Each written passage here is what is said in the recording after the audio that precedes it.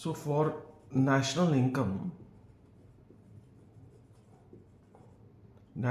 में हमें पता है कि 3 methods हैं. There are 3 methods to calculate national income. First method is called value added method. Second method is called income method. Third method is called expenditure method. National income in 3 method से निकालते हैं. ये हमने पढ़ा था. चाहे value added method से निकालें, इनकम से निकालें या एक्सपेंडिचर से निकालें, the answer will be same. Answer same आएगा. अगर आंसर सेम नहीं आता है, दैट मीन्स कहीं ना कहीं कुछ आप गड़बड़ कर रहे हैं, कुछ गलती कर रहे हैं. तीनों मेथड्स के फॉर्मूले हम लोगों ने देखे हैं. अब मैंने एक चीज़ नोट करी कि फॉर्मूलेज फिर भी याद हो जाते हैं. हम कहीं ना कहीं कन्वर्जन्स में गलती कर देते हैं. मान लीजिए जीडीपी एमपी आ रहा है, उसको एनएनपीएफसी में कन्वर्ट करना है. जीडीपी एमपी एक्सपेंडिचर मेथड में सारे कंपोनेंट्स को ऐड करो, जीडीपी एमपी आता है. नेशनल इनकम में कन्वर्ट करना है. ये जो कन्वर्जन है कन्वर्जन, इसके अंदर बहुत सारी गलतियां हो रही हैं. समझ नहीं आ रहा कई बार कि डेप्रिसिएशन ऐड करना है, माइनस करना है, एनआईटी ऐड करना है, माइनस करना है, एनएफआईए ऐड करना है, माइनस करना है. तो आज हम इन तीनों मेथड्स का जो बेस है दैट इज कॉल्ड कन्वर्जन. एक बार उस कन्वर्जन को देख लेते हैं. अगर ये कन्वर्जन हो गया तो दैट मीन्स आपके सारे आंसर्स ठीक आएंगे. Let's see the conversion first. So the very first conversion is value of output. हम इसको कहेंगे VO and value added, that is called VA. इन दोनों के बीच में जो डिफरेंस होता है that is called intermediate consumption. Intermediate consumption को हम लोग IC लिखेंगे. Intermediate consumption means those goods which are used by the firms for further production. Purchase of raw material है, इंटरमीडिएट गुड्स हैं, उनकी परचेज हो रही है. So that is a sort of a raw material. ये input है एक तरह से. अब आप मुझे बताएं कि जो इनपुट है that is included in output. So this is included in this. तो फॉर्मूला देखो एक बार. फॉर्मूला क्या है? VO is equal to VA plus IC. और अगर वैल्यू एडेड निकालना हो तो VO माइनस IC. ये याद रखना बस. ये नंबर 1 फॉर्मूला है. So this is the very first conversion. ये आप छोटे छोटे फॉर्मूले याद रखना. VO is equal to VA plus IC. VA is equal to VO minus IC. IC जो है इंटरमीडिएट कंजम्पशन, वो डायरेक्ट भी दिया होता है या इसकी जगह लिखा होता है परचेजेस ऑफ रॉ मटेरियल. ठीक है, परचेज ऑफ इंटरमीडिएट गुड्स. सो इसकी वैल्यूज हम आगे देखेंगे कि किस प्रकार से दी होती है. So the difference is VO is equal to VA plus IC and VA निकालना हो that means you have to deduct IC from VO. This is important. Second important conversion is market price and factor cost. देखिए 9-10 तक selling price हम कहते थे इसको, अब market price कहते हैं. कॉस्ट प्राइस हम कहते थे जिसको हम उसको 12th में आके फैक्टर कॉस्ट कहते हैं. Now that is called MP and that is called FC. The difference between these two is net indirect taxes, that is called NIT. अब ये NIT क्या है? देखिए, there are some taxes, there are few taxes which are paid by the firm to the government.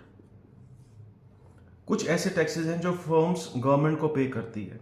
मान लीजिए firm ने कोई चीज प्रोड्यूस करी वर्थ ₹100, इसमें ₹10 टैक्स लग गया, तो 110, और ये मान लीजिए है सेल्स टैक्स, ये फर्म ने गवर्नमेंट को दिया। तो टैक्स का इफेक्ट क्या होता है प्राइस के ऊपर? Impact of tax on price, price will increase. तो अब वो जो कॉस्टिंग उसकी थी ₹100 आ रही थी, अब उसकी 110 आ रही है। फर्म ये 110 रुपीज, जो 10 रुपीज का बर्डन है, वो क्या करती है, वो कंज्यूमर पर शिफ्ट कर देती है। अब कंज्यूमर को प्राइस 100 के बदले में 110 देना पड़ेगा। Now this is called, actually technically इसे कहते हैं incidence of tax. Incidence of tax कहते हैं इसको। अब ये जो बर्डन शिफ्ट हुआ है, फर्म ने ये बर्डन कंज्यूमर पर शिफ्ट कर दिया, ये इनडायरेक्ट टैक्सेस है। कई बार गवर्नमेंट क्या करती है, क्योंकि इसका इंपैक्ट है increase in prices, now that may lead to the law of demand, micro economics में पढ़ा होगा। हो सकता है महंगी हो जाए चीज, तो फिर कंज्यूमर खरीदने से बचेगा इसको। तो गवर्नमेंट कई बार, if those commodities are essential commodities या कोई भी रीजन हो, गवर्नमेंट कई बार सब्सिडीज दे देती है। सो नेट इनडायरेक्ट टैक्सेस जो होते हैं, मान लो गवर्नमेंट ने ₹2 सब्सिडी दे दी, तो टैक्स कितना था 10, सब्सिडी कितनी थी 2, तो नेट वैल्यू कितनी आ गई 8। तो what is this? This is called net indirect taxes. So क्या होगा, market price is equal to factor cost plus NIT, और फैक्टर कॉस्ट निकालनी हो तो market price minus NIT। These are two important formulas. Market price, देखिए जिसको निकालना है उसको लेफ्ट में रखिए। मैथ्स में कैसे करते हो, जिस चीज को निकालना है लेफ्ट में रखो, जो गिवन है वो यहां रखो और उसे कन्वर्ट कर दो प्लस माइनस करके। सो मार्केट प्राइस में फैक्टर कॉस्ट के अंदर NIT ऐड करोगे तो मार्केट प्राइस आ जाएगी, अगर फैक्टर कॉस्ट निकालना हो तो इसको ऐसे ले जाओ। Got it? This is the second important formula. Now the third is easy for you being an account student, that is called gross value and net value। तो gross और net के बीच में जो डिफरेंस होता है that is called depreciation। gross का मतलब होता है टोटल, और टोटल वैल्यू में depreciation इंक्लूड होती है। now that means gross is equal to net plus depreciation, और net निकालना हो तो ग्रॉस में से डेप्रिसिएशन माइनस कर दो। This is a third important formula, gross and net, the difference is depreciation. इसको ध्यान से देखो। Now the last fourth difference is national and domestic, national income and domestic income. The difference is net factor income from abroad, net factor income from abroad। यहां पर क्या होता है, जो नेट वैल्यू निकालनी पड़ती है उसका फॉर्मूला होता है factor income received minus factor income paid, that means R minus P, receive में से paid। जितना इनकम हम बाहर की कंट्री से, फैक्टर इनकम फ्रॉम अब्रॉड, बाहर से रिसीव कर रहे हैं, उसमें से जितनी हम पेमेंट माइनस कर रहे हैं, दोनों का डिफरेंस निकाल दो, that is net. So that means net is equal to क्या होगा, इसको आप करो domestic plus NFIA, net factor income from abroad, और डोमेस्टिक निकालना हो तो national minus NFIA। So this is a last difference. So national income और डोमेस्टिक इनकम में NFIA का मतलब है, ठीक है। सो दिस इज इंपॉर्टेंट, और NFIA कई बार नहीं दी होती, तो दिया होता है factor income from abroad, factor income to abroad, तो रिसीव्ड में से पेड माइनस कर दो और आपके पास वो NFI आ जाएगी। जनरली क्वेश्चन में इसकी वैल्यू नेगेटिव दी होती है। डेवलपिंग कंट्रीज के अंदर जो net factor income from abroad है दैट इज मोस्टली नेगेटिव, इसलिए इसकी वैल्यू ज़्यादातर नेगेटिव दी होती है, ध्यान रखना इसका। Now summing up all the 4 formulas, ध्यान से देखो। Value of output is equal to,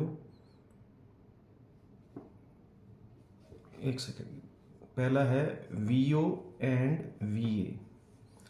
VO is equal to VA plus intermediate consumption, VA is equal to VO minus IC। Second formula जो हमने किया था, market price and factor cost. The difference is, इसमें डिफरेंस क्या था IC, इसमें डिफरेंस क्या था net indirect taxes. So market price is equal to factor cost plus NIT और factor cost is equal to market price minus NIT। ठीक है। थर्ड हमने किया that is gross and net. Difference क्या है depreciation. So gross is equal to net plus depreciation and net is equal to gross minus depreciation. And the fourth one is national and domestic. Difference क्या है net factor income from abroad. National is equal to domestic plus NFIA और domestic is equal to national minus NFIA. So these are the 4 major differences. ये जो 4 differences हैं, अगर ये चारों differences आपको आ गए, you can go for any conversion, कोई भी कन्वर्जन आप कर सकते हैं। एक बार हम देख लेते हैं इन चारों को हम लोग यूज कैसे करते हैं। तो ये जो 4 डिफरेंसेस थे नेशनल इनकम में, हम लोग कैसे करेंगे। फर्स्ट मेथड हम लेते हैं value added method. First method value added method, हम इसमें निकालते हैं ग्रॉस वैल्यू ऑफ आउटपुट, ठीक है, एट मार्केट प्राइस। देखिए वैल्यू ऑफ आउटपुट हमें पता है जितने भी सेल्स हो रही है, और सेल्स हमेशा मार्केट प्राइस पे होती है, इसलिए इसको MP लिखा जाता है ऐसे करके। सेल्स में सब कुछ इंक्लूड है, इसलिए इसको ग्रॉस लिखा जाता है। तो gross value of output at market price, इसको ऐसे लिखा जाता है। और इसका जो फॉर्मूला है that is sales plus change in stock. Sales plus change in stock, जहां पर change in stock means where change in stock means closing stock minus opening stock. एक इंपॉर्टेंट चीज और होती है, कई बार सेल्स की जगह दिया होता है यहां पर डोमेस्टिक सेल्स, एक्सपोर्ट्स। अगर ऐसे दिया है तो इसको ऐड कर लो, you will get a sales. और अगर सिर्फ सेल्स लिखा है, now that means total sales. Means अगर सेल्स लिखा है, मान लीजिए क्वेश्चन में सेल्स लिखा है 5000 और एक्सपोर्ट्स लिखा है 1000, तो हम सेल्स को लेंगे, एक्सपोर्ट्स को नहीं लेंगे, because this export is included in sales. So sales means total sales. So GVOMP हमने निकाल लिया ऐसे करके। वैल्यू एडेड मेथड में the next step will be minus intermediate consumption. इसमें से इंटरमीडिएट कंजम्पशन माइनस करेंगे। हमें यह पता है कि VO में से IC माइनस करते हैं। अब देखो ये चेंज होगा सिर्फ, बाकी एज इट इज उतार लेना। VO की जगह क्या लिखेंगे हम लोग VA, ठीक है, और ग्रॉस ग्रॉस हो गया, MP हो गया। सो that means gross value of output at market price में से हमने इंटरमीडिएट कंजम्पशन माइनस कर दिया, तो हमारे पास gross value added at market price आ गया। हो सकता है IC के जगह लिखा हो परचेज ऑफ रॉ मटेरियल, ठीक है। So this is a thing. और आगे चलते हैं। जो 4 डिफरेंसेस थे, ग्रॉस और नेट में डिफरेंस था किसका? डेप्रिसिएशन का। तो हमने इसमें से डेप्रिसिएशन माइनस किया तो ग्रॉस नेट बन गया। इसको देखो, ये ग्रॉस ये नेट बन गया, बाकी एज इट इज उतार लो, net value added market price. फिर देखते हैं आगे क्या होता है। Minus net indirect taxes, IT minus S, indirect taxes minus subsidies. NIT किसके बीच में डिफरेंस होता है? मार्केट प्राइस और फैक्टर कॉस्ट के बीच में। अब इसको चेंज करेंगे हम, नेट वैल्यू एडेड एट, ये फैक्टर कॉस्ट हो गया। सो ये हमारा एनवीएफसी आ गया। Now this is nothing but net domestic product at factor cost. ये एक ही बात है, ये एक ही बात है। इसका मतलब क्या होता है? इसका मतलब होता है डोमेस्टिक इनकम। अब हमें करना क्या है? इस डोमेस्टिक इनकम, डी लगा है डोमेस्टिक इनकम में भाई, डोमेस्टिक इनकम को नेशनल इनकम निकालना है, क्योंकि वैल्यू एडेड मेथड में नेशनल इनकम निकालने को बोला है। अब इसमें क्या करेंगे हम? नेशनल के लिए क्या करेंगे? इसमें हम ऐड कर देंगे, add net factor income from abroad and we will get NNPFC। एक बात हमेशा ध्यान रखना, नेशनल इनकम हमेशा फैक्टर कॉस्ट पर होती है और नेशनल इनकम हमेशा नेट वैल्यू पर होती है। GNP जो है नेशनल इनकम कह सकते हो उसको, लेकिन वो प्योर नेशनल इनकम नहीं है क्योंकि वो फैक्टर कॉस्ट पर नहीं है। सो जब भी क्वेश्चन में पूछा जाएगा कि calculate national income, that means you have to calculate NNPFC। So value added method से when you add all these things, when you deduct this from this, this from this, this from this, जब आप इसका derivation करोगे, इसको derive करोगे, you will get NVFC, that is nothing but NDPFC, that is also called domestic income. You have to add NFIA, you will get NNPFC. इसका screenshot ले लेना। This is value added method. Second method is income method. Income method में इसमें हम सबके incomes को add कर रहे हैं। सो इन दिस डोमेस्टिक इनकम निकालने का फॉर्मूला क्या है? कंपनसेशन ऑफ एम्प्लॉइज, हम इसको कहेंगे COE, plus operating surplus, that is OS, plus mixed income of self employed, हम इसे कहेंगे MISE। कंपनसेशन ऑफ एम्प्लॉयज क्या होता है? कंपनसेशन ऑफ एम्प्लॉयज होता है all those benefits which are given by the employer to the employee. ये हम पढ़ चुके हैं पहले भी। इसमें क्या आएगा? wages and salaries in cash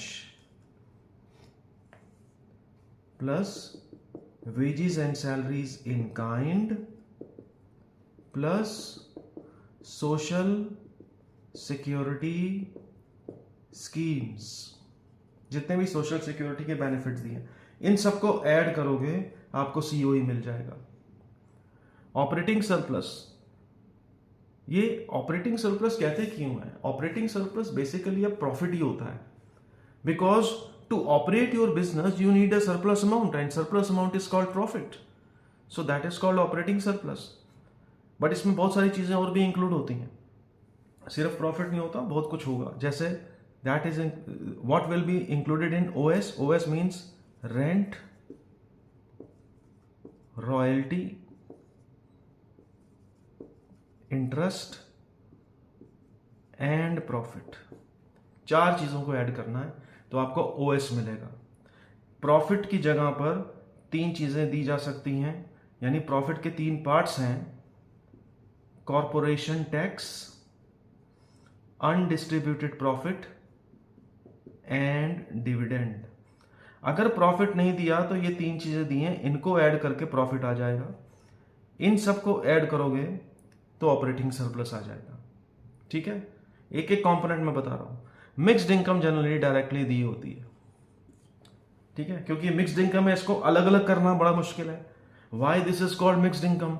because it is difficult to bifurcate rent, wages, interest and profit. Self employed जो लोग होते हैं, जो सेल्फ एम्प्लॉयड पर्सनस हैं, उनको they are actually earning this mixed income. So COE, OS, MISC. So NDPFC निकालने के लिए आपको तीनों को ऐड करना पड़ेगा, COE plus OS plus MISC. ये आपकी डोमेस्टिक इनकम आ गई. और डोमेस्टिक में आपको क्या करना पड़ेगा? You have to add NFIA. अभी हमने पीछे देखा, तो what we will get? NNPFC, national income, यानी फैक्टर इनकम फ्रॉम अब्रॉड. तो आपको ऐड करनी ही है डोमेस्टिक इनकम में to make this national. So this is income method with the help of which we can calculate national income. The last one is expenditure method. मैंने एक last video share करी थी expenditure method पे directly, वो complete आप उसको detail में देख लेना.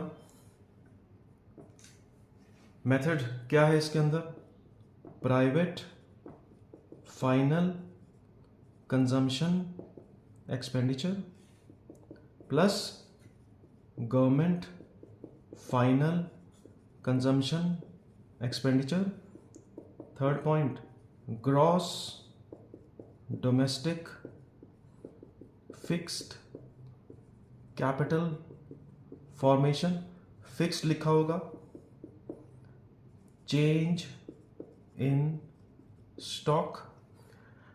और अगर ग्रॉस डोमेस्टिक कैपिटल फॉर्मेशन लिखा हो और चेंज इन स्टॉक भी दिया हो, तो चेंज इन स्टॉक को ऐड नहीं करना, बिकॉज इनका कॉम्बिनेशन GDCF है. प्लस नेट एक्सपोर्ट्स, आप इन सब को ऐड करोगे, you will gate gross domestic product at market price. But this is a domestic income, national income नहीं है. नेशनल इनकम निकालनी है, दैट मीन्स NNPF से निकालना है. GDPMP आ गया हमारे पास. देखो जरा, ग्रॉस को नेट बनाना है तो माइनस डेप्रिसिएशन करेंगे. एक एक लेते हैं, सेकेंड आइटम ले लो. डोमेस्टिक को नेशनल बनाना है तो N is equal to D क्या होगा? Plus NFIA. मार्केट प्राइस को फैक्टर कॉस्ट बनाना है तो क्या करेंगे? Minus NIT, that means IT minus S. So this is a formula. GDPMP minus depreciation plus NFIA minus NIT. पहले इनको ऐड करो, ऐड करने के बाद GDPMP आएगा, उसे कन्वर्ट कर दो. मैंने कल परसों क्लास में ये देखा कि कन्वर्जन्स में गलती हो रही है, बाकी सब तो ठीक चल रहा है. सो दिस इज कोई किसी ने इसको यहाँ लिख दिया है, किसी ने इसको यहाँ रख दिया है. सो इसको थोड़ा सा ध्यान से देखना. सो this is expenditure method. So there are three methods: income, value added method and expenditure method. So value added method,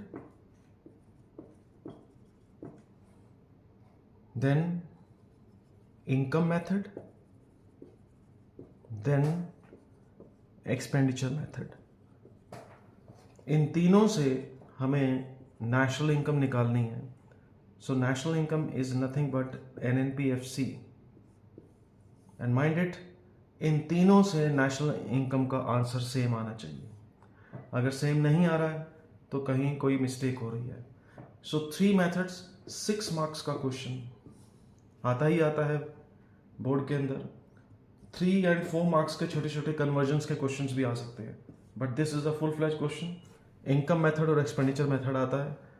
आपको जो बुक बताई है, उस बुक गोयल है, उसमें से आपको जो मार्क करके दिए थे मैंने, वो सारे क्वेश्चंस करने हैं. ठीक है जी. Thank you very much. Thank you.